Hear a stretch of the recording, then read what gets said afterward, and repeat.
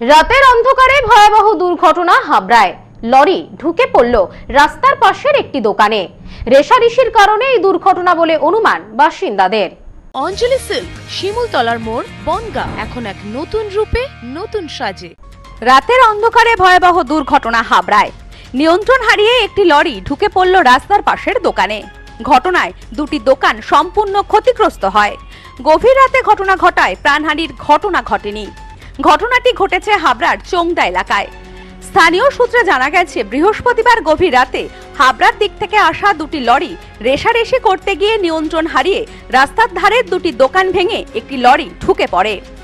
ঘটনায় দোকান দুটি সম্পূর্ণ ভেঙে যায়। রাত 2:30 নাগাদ ঘটে ঘটনাটি। খবর পেয়ে ঘটনাস্থলে পৌঁছায় হাবড়া থানার পুলিশ। স্থানীয়দের অভিযোগ, বেপরোয়া গতির কারণেই এমন দুর্ঘটনা।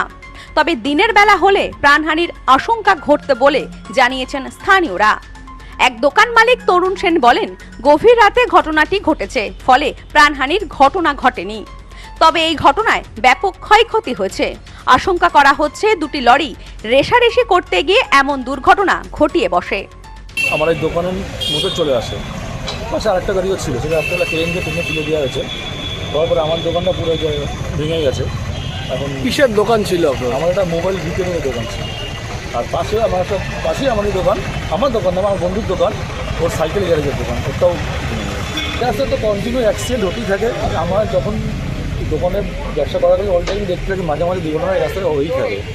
এই রাস্তা তো যখন রাত, এই রাস্তা মোটামুটি এই রাস্তায় যদি কতগুলো অ্যাক্সিডেন্ট দেখেছি ঠিক নেই। আর এই বেপরোয়া গাড়িতে এটা তো রাত্রেবেলা তো অঘটন ঘটেই অল টাইম।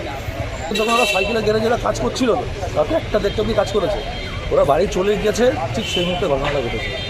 যেটা আমি বুঝতে পারলাম পুলিশের কাছ থেকে শোনা, মানে গাড়ির ড্রাইভার বলেছে দুটো গাড়ি মুখোমুখি সংঘর্ষ হয়ে দুটোই ঘুরে গেছে। Bureau report, news no man's land, Habra. আজ আপনাদের জন্য নিয়ে এসেছি 9 কাঠার একটি চমৎকার বাস্তু জমি। এই জমির সবচেয়ে বড় বিশেষত্ব হলো এর যোগাযোগ ব্যবস্থা। জমির ঠিক সামনেই রয়েছে 4টি পাকা রাস্তা।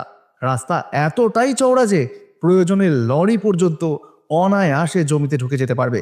এখান থেকে 2 নম্বর রেলগেট যেতে মোটর বাইকে সময় লাগে মাত্র 5 মিনিট। পাশেই রয়েছে টালিখোলা, যা মাত্র 5 থেকে 7 মিনিটের পথ।